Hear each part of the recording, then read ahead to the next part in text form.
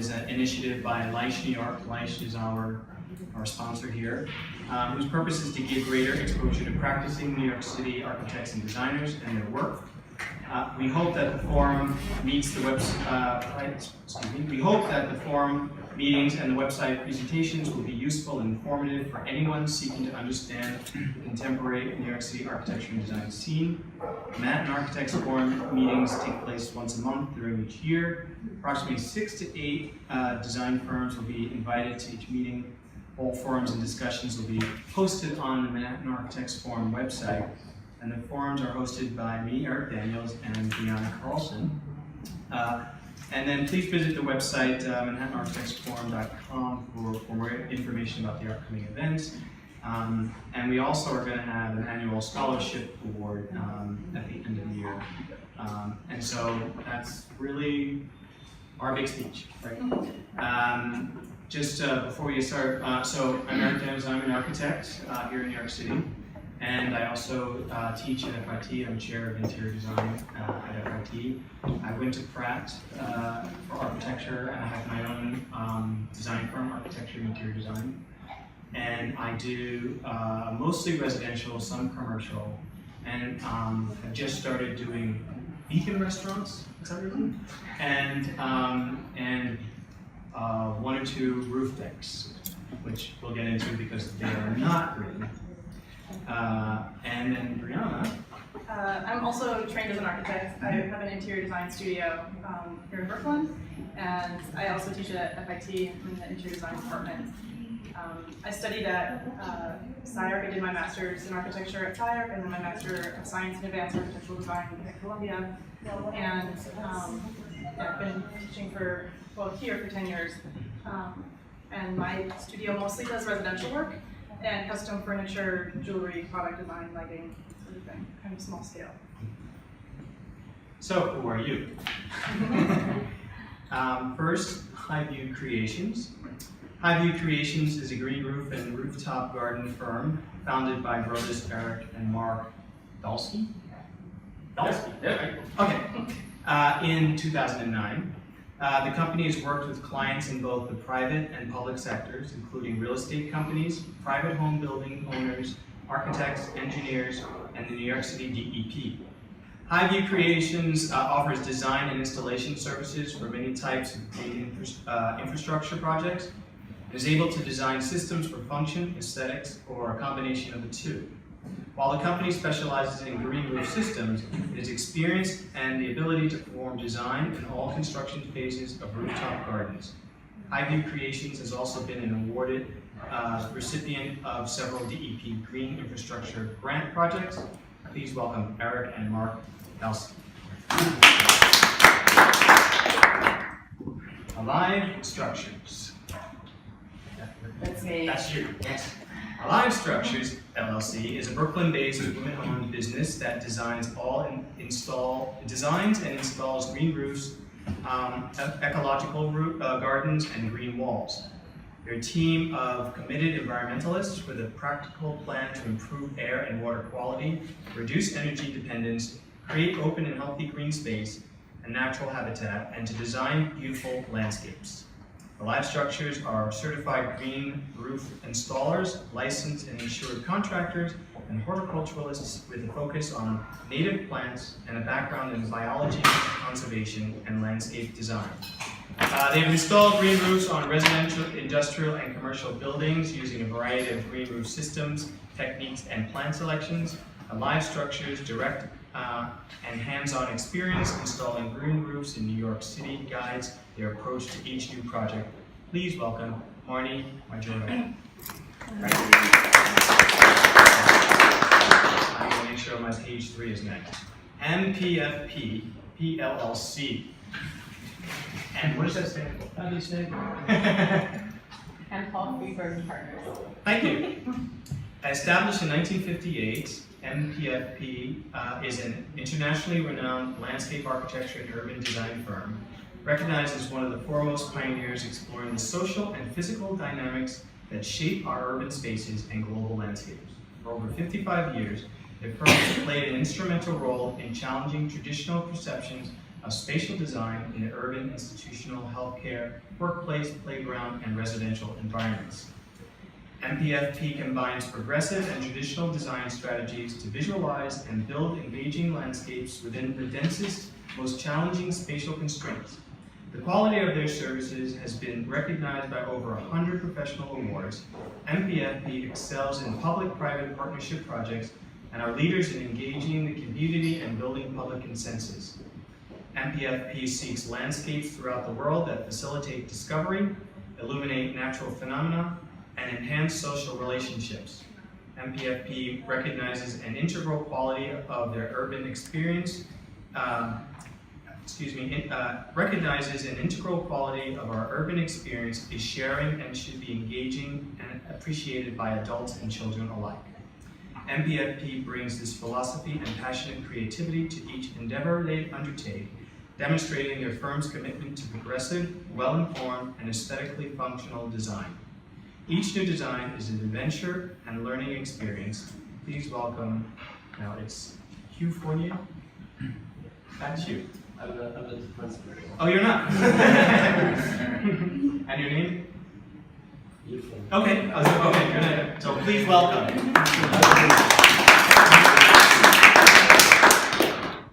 So, American HYDROTECH garden roofs. Green roofs. American HYDROTECH Green Roofs Assembly allows the design professional to transform virtually any flat or sloped roof into a landscaped environment. Designed as a lightweight, low-profile system, the green roof assembly can be safely installed on roof and plaza decks, not engineered to handle the heavy load requirements of a traditional green roof. And because the assembly incorporates American HYDROTECH's monolithic membrane, a proven waterproofing roofing membrane, the building owner can be assured of a watertight structure. American HYDROTECH is a recognized leader in the development, production, and distribution of premium waterproofing and green roofing products. Headquartered in Chicago, Illinois, the company was founded in 1977.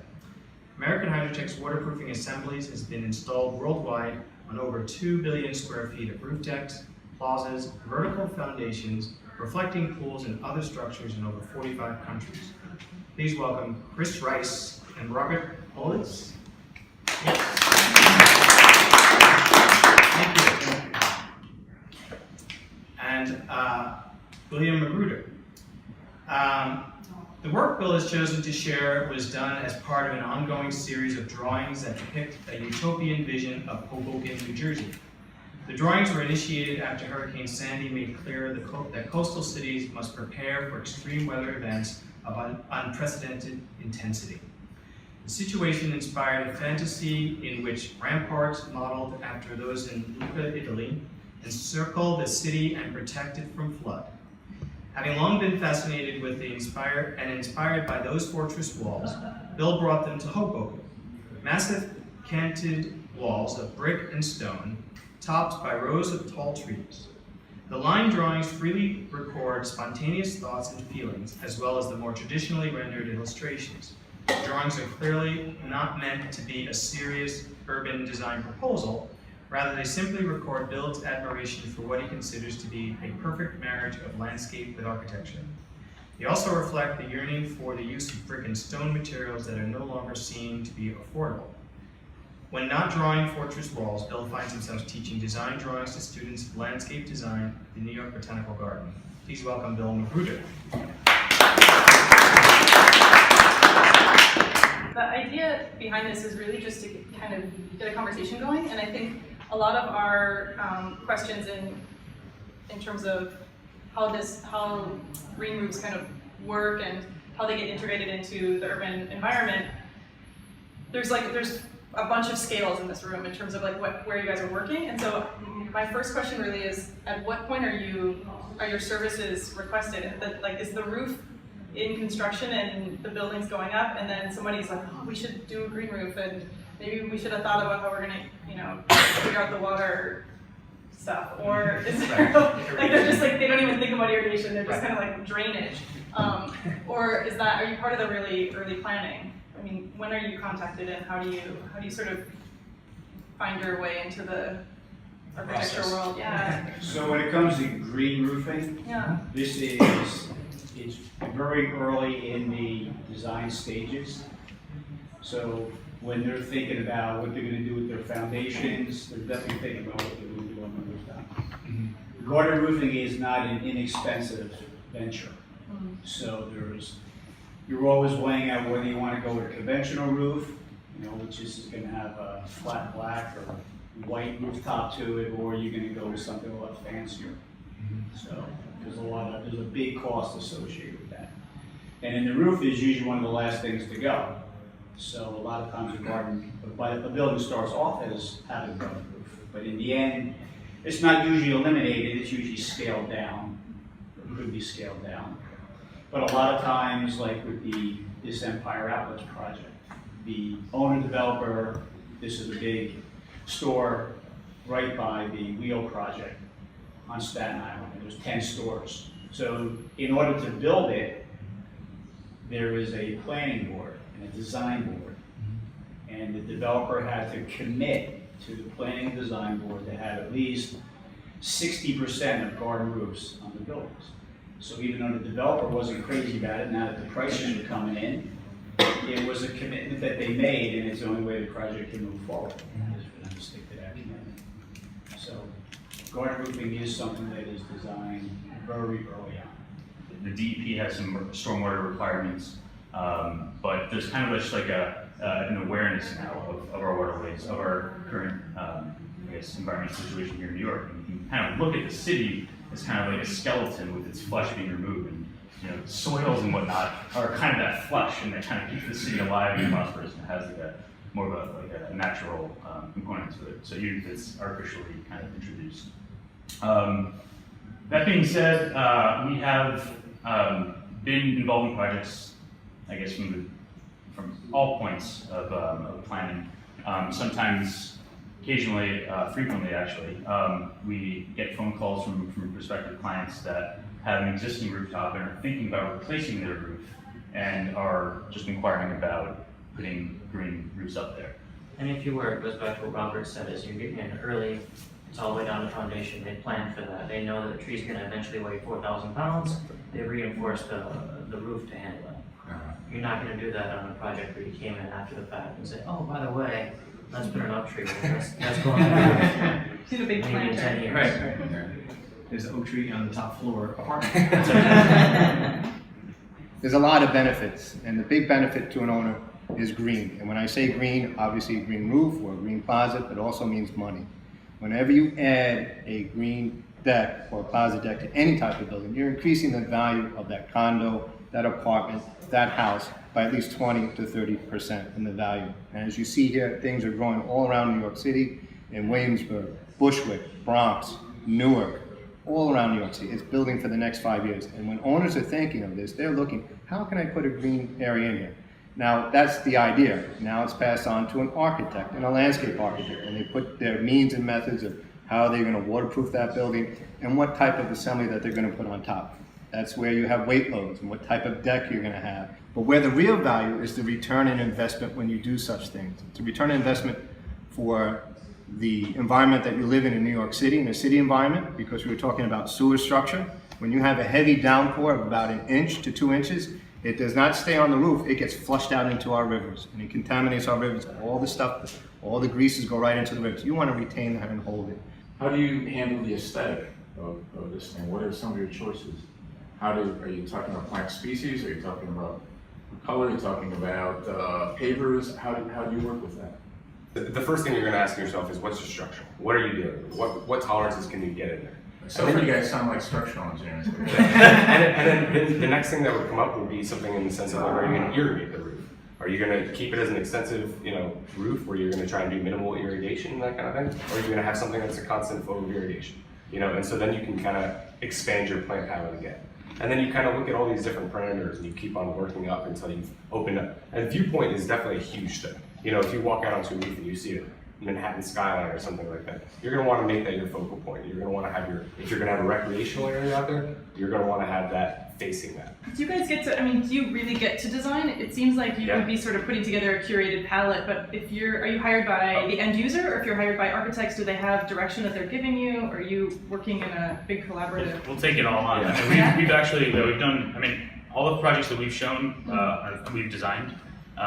So we take a lot of pride in that. But we work with architects, and we love to kind of like explore ideas with them and explore options and kind of have like a collaborative effort. I think that's a really important part, especially when there are multiple visions and ideas kind of floating. You kind of gotta fine tune them. We do specialize in green roofs, and I really prefer that aesthetic.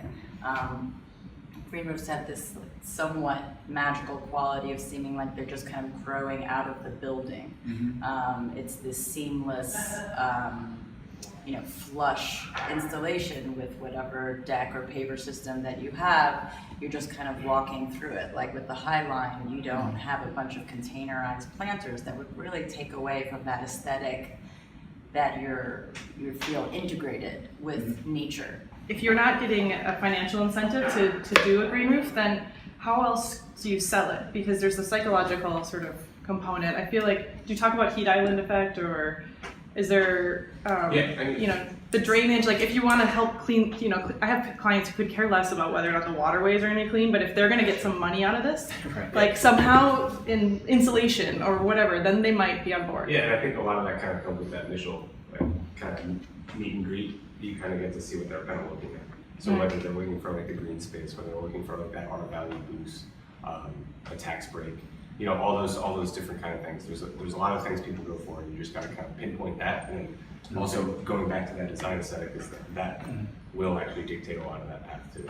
I feel like our clients already know what they want by the time they get on board. Who are your clients? A lot of commercial and residential clients. We do some mobile parks and plazas and waterfronts. Is that more agencies, sophisticated clients? the agencies really want to see what they can do to explore that wildlife concept. And then a lot of the private clients, we're there to make luxurious spaces. So they are interested in hearing how we can transform their spaces. They're not so interested in the environmental impacts, but more so how do we get more bang for our buck. That leads into one of the other questions we had, which was whether or not you partner with people who will kind of take care of your green roofs after you've installed them. So are you partnering with facilities management companies, or how do you make sure that stuff doesn't die right away?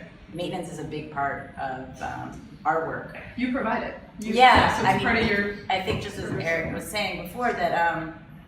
I don't like to take on a maintenance contract for a project I didn't install. Just like an irrigation company doesn't want to do the maintenance of the irrigation system that they didn't install. Obviously we're in it for the installation. But I love maintenance because even though it's not terribly profitable and it's a lot of logistics and it's kind of annoying, I love seeing how the green roofs progress or the gardens progress. And if you don't do that follow-up over several years, you're just not learning.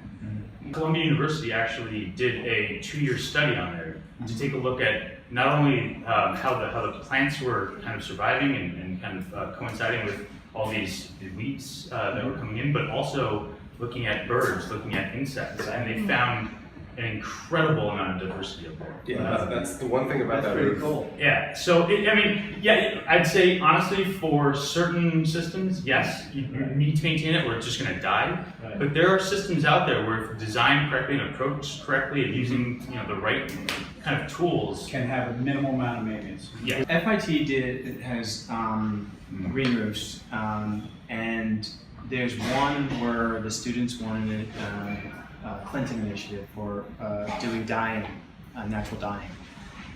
And they had probably a plot that's only about the size of this space here to grow the plants that they were going to then dye the fabrics, solar dye. But when they planted the plant, solar dyeing, you grow the plants and it's more it's not even the leaves or the petals, but it's kind of the roots and everything too, or something. You just put them But anyway, they put the plant in with the cotton t-shirt, and then the sun draws out the color and then brings it into the material. It's kind of like the way it worked. But when they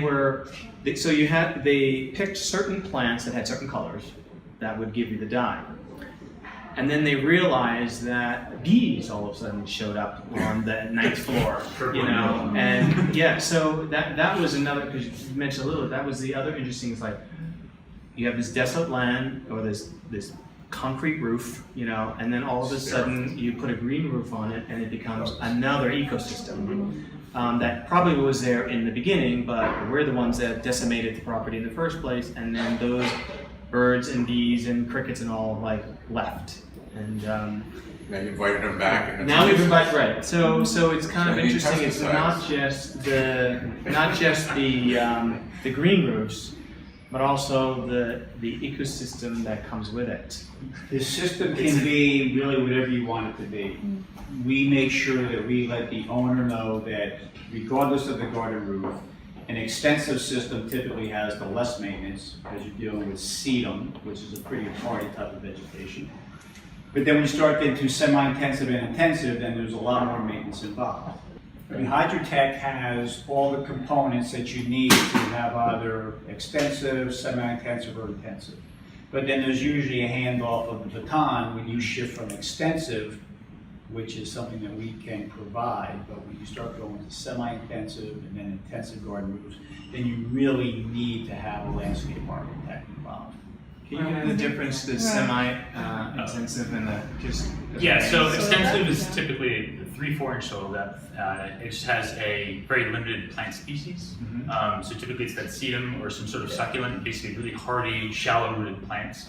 And then you have the semi-intensive green roof, which is basically an extensive system with maybe small pockets of deeper soil profiles. So maybe that 3 inch goes into 6 inch, so you can do some sort of grasses, perennials, whatever.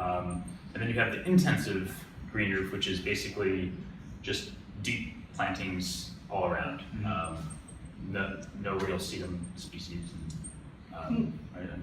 In terms of, you were saying that if you put in a green roof, you get like an ROI of 20% or more on a house, and I didn't know if that was just because of the aesthetics, if like people will pay more for a home that has a green roof, or if it's actually there is sort of a return that you guys have seen. The trick here is the value of how these systems are put together. They are not cheap, but the return on investment is big. And where this has to kick in is also with the governmental agencies, the City of New York, or the Washington D.C., Boston, the DEP, because by doing these great things of retaining water and saving the structure on that, I mean, we pay enough taxes already, they should give a little bit back for us doing this. Not only in the commercial where they give you grants, but that's limited to about $5 to $6 million. But why don't you think residential, right? Typically, green roof soil is 80 to 90% inorganic, which means it's just like expanded shale or expanded rock. It's like gravel, but very light, mixed with 10 to 20% of organic material. So that means unlike like potting soil in a planter that sometimes you see it's falling and it's level and compacting every year, and you're like, how come my soil is disappearing, right? That's not happening with the green roof soil because it can't biodegrade, it's inorganic, right? So it's not going anywhere. I feel like in commercial work, it makes the incentives make a lot of sense, and it's a really easy sell. But to like a single residence owner, if you don't have access, it's very difficult to and they spend the expenses on you individually, so it's so much more. But I think isn't it like less than 1/100% of people in New York have their own private outdoor space? It's insane. It's like, because that's why it's so coveted. Yeah, I mean, so terraces and penthouses and yards, like it's such a small What's incredible about that percentage is they're paying such a premium for that outdoor space. And the number of them that actually then will invest in that space. I'm like, you have a terrace. do I need to say anything there? Like, No, and how it's come you don't really- have it's plants like on it? garbage. Like, what do you, Yeah. yeah, I'm storing my garbage, I'm storing my bike on it. I was like, okay, that's cool. But do you realize how much more you're paying for that? Right. Like, and what, you're not gonna go the extra mile just to make some, make it worth it? Yeah. Yeah. To be, I do facade inspections and definitely balcony inspections. And the only reason I bring it up is whenever I go out, there are high-rise buildings and I have to do like 300 or 400 balcony inspections. It takes weeks. And it's insane, but Sounds challenging. what is out there is a Weber grill and cigarettes. Yeah. Yeah, you don't have to go all the way downstairs. Beer bottles. Beer Yeah. bottles. Weber grill, cigarettes, beer bottle. That's it. You know, plus That's consistent. yeah. No, it's serious, they're out in the planter that like. They're A dead plant. They're in the drain. Yeah, because they've been Yeah, washed down. that's right, yeah. Yeah. The filter. Anyway, thank you all so much. I Thank really you. appreciate, we really appreciate you participating in this. Thanks for having us. Really, really excited that, everybody, I think, benefited from this and we're happy. So thank you. Thank you.